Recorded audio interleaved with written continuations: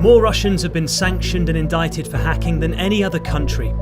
Most of these men are said to have links to or work directly for the intelligence services.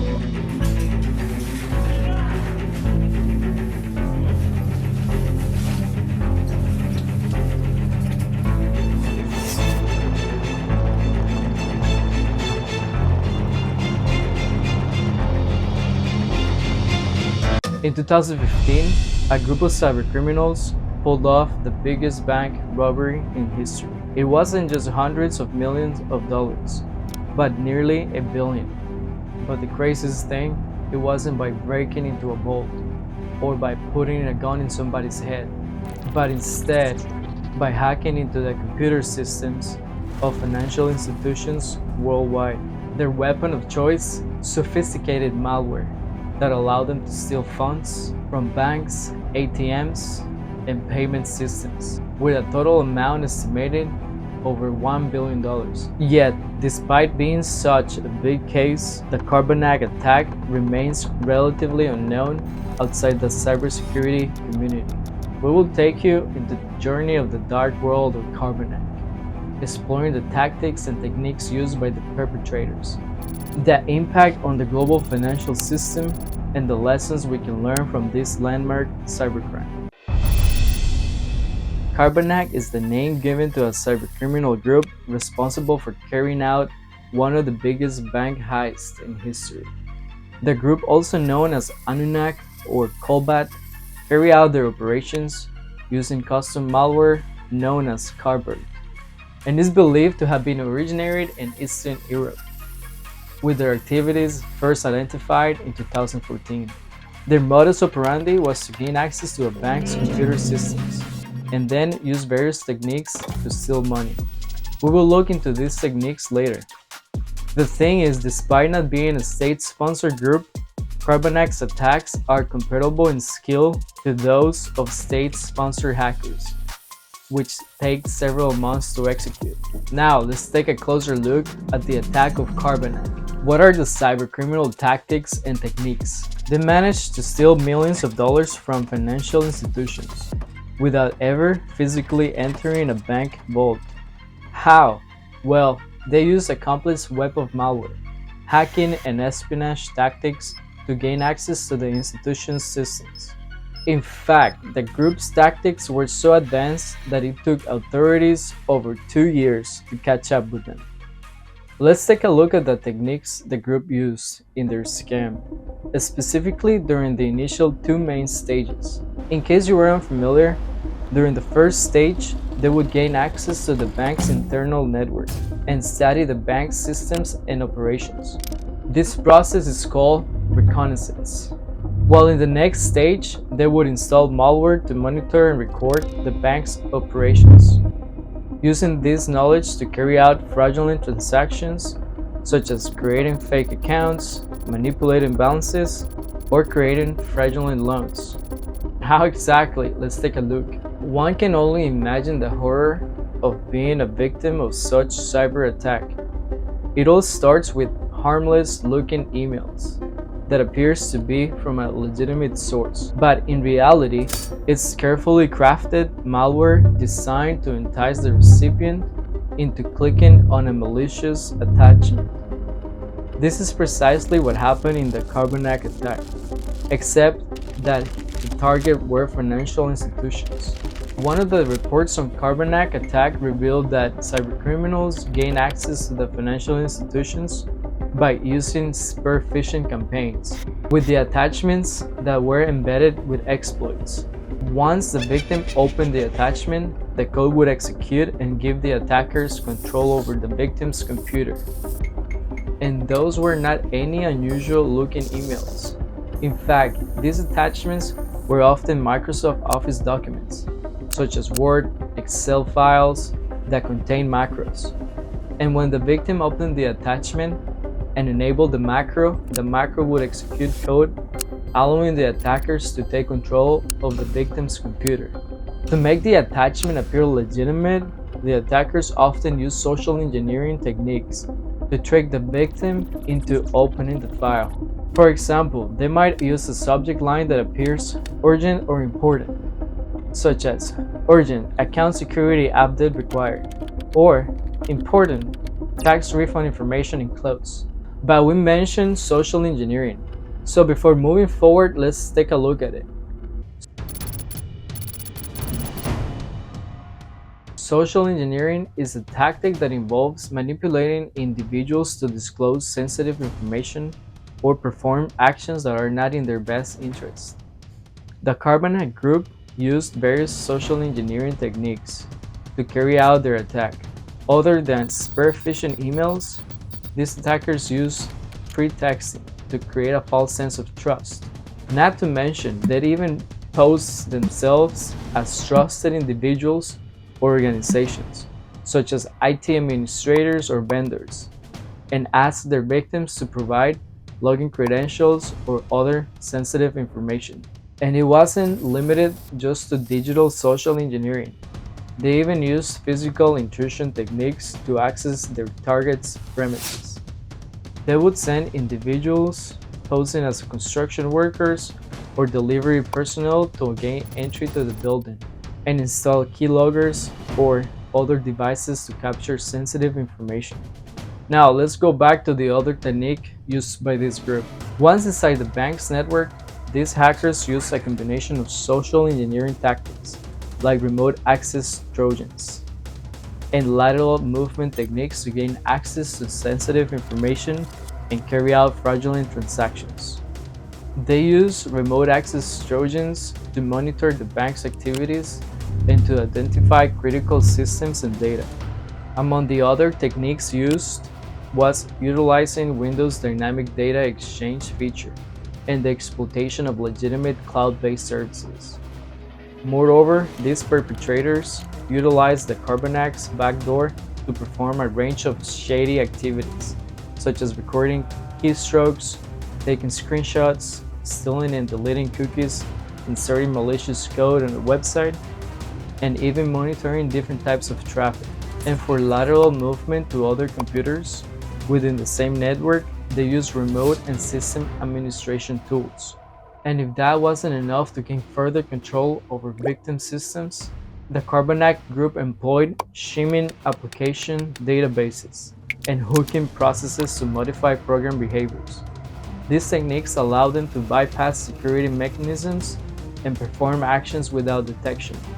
They were able to alter the behavior of legitimate programs and use them to access sensitive information. And that wasn't all of it. The Carbanak hackers also used other tactics to gain access to other computers in that same network, such as using tools like native APIs to control the victim's operating system and manipulate it to their advantage to evade detection and to gain control of a system in order to steal sensitive information, such as credit card data or financial records. They went even as far as to use PowerShell's powerful scripting language to execute commands and perform operations on the victim's computer. And if you think that's all the techniques used by Carbanak, that's not it. The group also used techniques like service execution, user execution, and Windows Component Object Model to bypass security features and stay undetected. And to further escalate their privileges and gain access to even more sensitive data, the Carbanak bypassed Windows user account control. And we know the group's ultimate goal was to steal money and potentially sell stolen information on the black market, which is called deetsing. Once the deetser has the credit card information, they use it to purchase for themselves or sell the information to others who will use it for fraud. Okay, yeah, so this is one of the websites right here. So most websites have like 100 hackers working for them and they just like upload everything at once. What you have is the bank identification number, you got like the expiration date, you got the name of the user, you got like the city they're from. Literally, you just go on Gucci, you go on Prada, you go on wherever site you want to go on, you just buy the item. You either ship off to a post office or just ship it off to a girl's house. Give them like £20, never send it to your house. The scale of the deetsing here was no joke, especially with the group managing to steal more than $1 billion. It was a massive data breach that exposed highly sensitive information, including login credentials, credit card numbers, and credentials business information. It's no surprise that Carbanak's tactics were so advanced that they managed to stay undetected for a significant amount of time, leaving the victims not being able to understand anything and the authorities scrambling to catch up. Now that the group has gained access throughout the financial system institutions, it's time to move to the next step. Kaspersky, the cybersecurity company, identified several ways in which funds were removed from the bank by this notorious group. One of their methods involved using malware to allow the criminals to dispense cash from specific ATMs automatically at designated times, a technique known as jackpotting. Money mules would then collect the cash as it was dispensed. But that's not all. The Carbanak group also used online banking to transfer the money to Money Mule's accounts. From there, the funds could be withdrawn in cash or further transferred to other accounts around the globe. In some cases, the group even compromised the wire transfer system of specific institutions, allowing them to send funds directly to accounts located in foreign countries.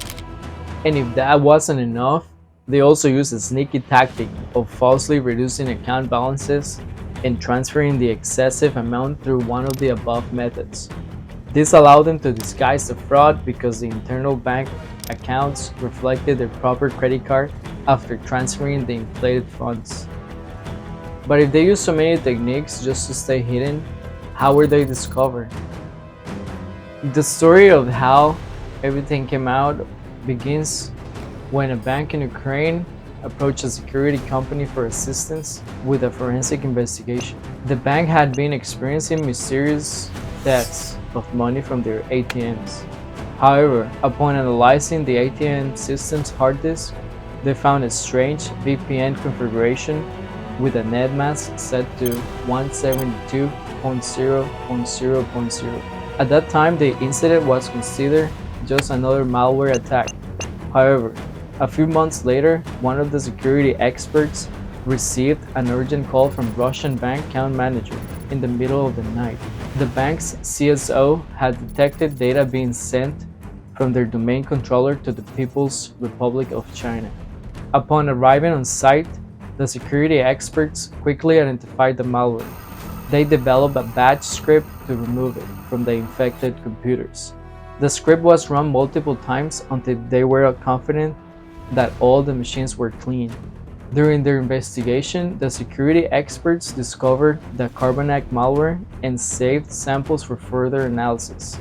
The Carbanak malware was later found to have affected up to 100 financial institutions and caused financial losses of up to $1 billion.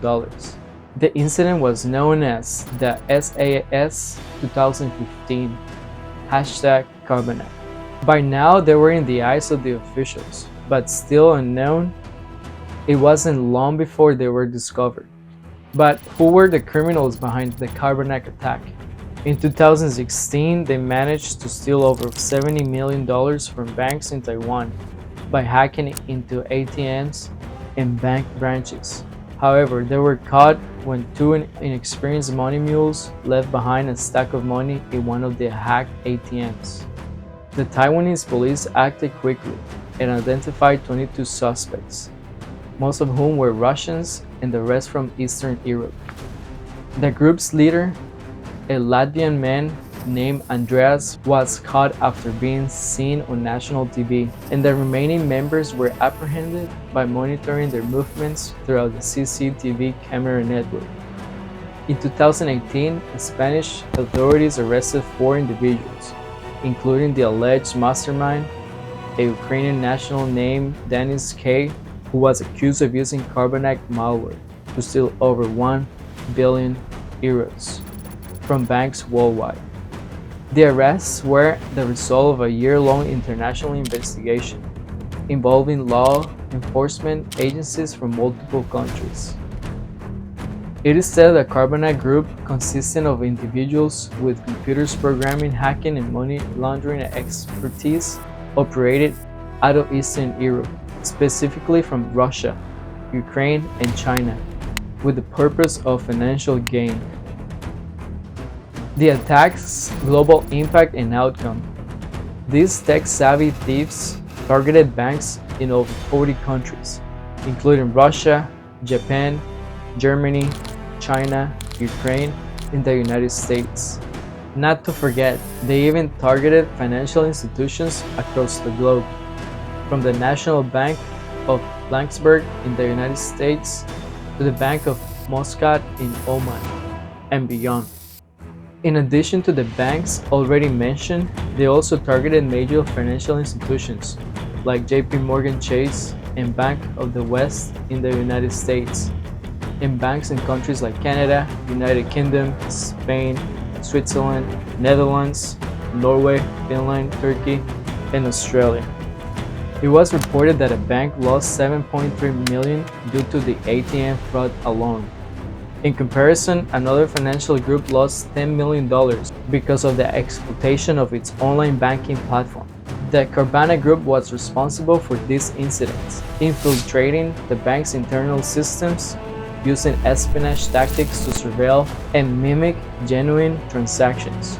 In total, they targeted over 100 banks and financial institutions worldwide, resulting in massive financial losses. Moreover, it has been reported that this group reportedly stole over $30 million from Russian banks alone and over $100 million from US banks. According to reports, Carbanak stole over $1 billion from banks in at least 40 countries before they were eventually caught.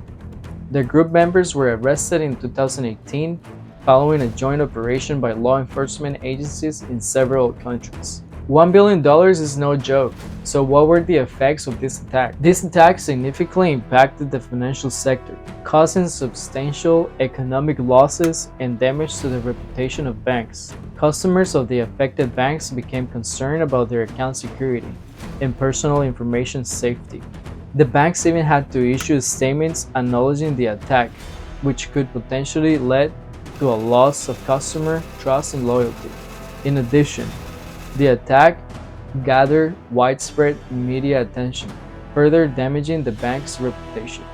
The somewhat positive outcome was that the banks and financial institutions affected by the attack had to invest heavily in cybersecurity measures to prevent similar attacks from happening in the future. But fortunately, the attack also highlighted the need for increased collaboration between banks and law enforcement agencies to prevent and combat cybercrime. Efforts have been made to increase cooperation between banks and law enforcement agencies worldwide.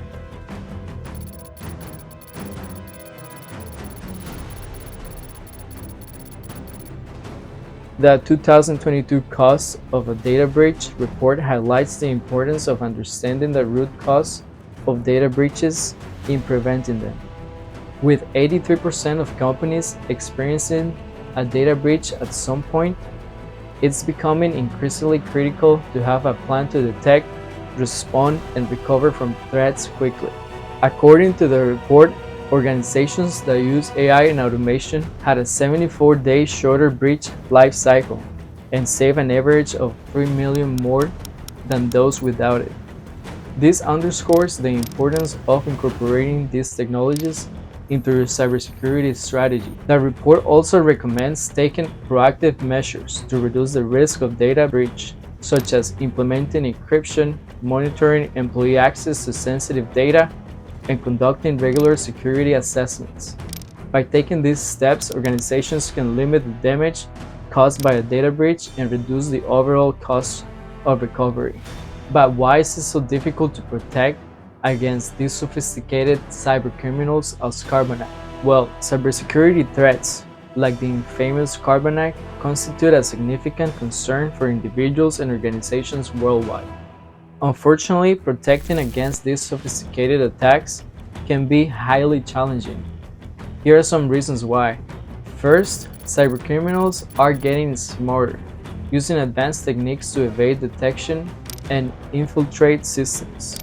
Carbanak used malware and tactics like social engineering and phishing to trick users into providing sensitive information or downloading malicious software. And we can't forget that these threats constantly evolve, making it difficult for cybersecurity professionals to keep up. Moreover, many organizations lack necessary resources to invest in the latest cybersecurity technologies and best practices. This can leave them vulnerable to attacks, and they may not have the resources to hire experienced cybersecurity professionals or invest in expensive security solutions. Not to mention, human error remains a significant vulnerability. Despite technological advances, people can still be tricked into clicking on malicious links or disclosing sensitive information, leaving their systems and networks open to an attack. Adequate protection against cyber threats requires collaboration between stakeholders, including IT professionals, security personnel, and end users. Unfortunately, many organizations lack effective communication and collaboration, leading to gaps in protection. How can we protect our digital financial records? The hackers like Carbanak constantly search for weaknesses in our digital presence. Even the slightest mistake, like opening an attachment, could seriously jeopardize our personal or business finances. Luckily, there are some simple but effective strategies that you can implement to protect your sensitive information from cyber threats. We have rounded up tips and advice from 13 experts in Forbes Financial Council to help you safeguard your finances like a pro. They recommend frequent account checking, avoiding using debit cards at untrusted places, and using one secure device for online banking. Additionally, they suggest implementing a security-first business model and requiring verbal confirmation when sending money. Other tips including like changing passwords every 6 months, using multi-factor authentication when available, and password protecting mobile devices. To protect your financial information from cyber threats like Carbanak, it's essential to follow these guidelines carefully, and even more than that, but it is out of the scope of this video. So the Carbanak cybercrime group activities may have been taking place several years ago, but the lessons learned from their attack are still relevant today. A critical lesson from the Carbanak attack is the urgent need for continued vigilance in the face of cybercrime. Given the group's sophistication and ability to steal almost $1 billion without physically accessing a bank vault. To protect against cybercriminals like Carbanak, banks and financial institutions must invest in solid cybersecurity protocol. This includes training employees to recognize and respond to phishing attacks and regularly updating software and systems to prevent exploitation of known vulnerabilities. Thank you for watching this video on Carbanak and the impact of cybercrime on financial institutions. If you found it informative, please consider subscribing to our channel and liking the video. Feel free to leave a comment below with your thoughts on this topic or suggestions for future videos. We appreciate your support and look forward to seeing you again.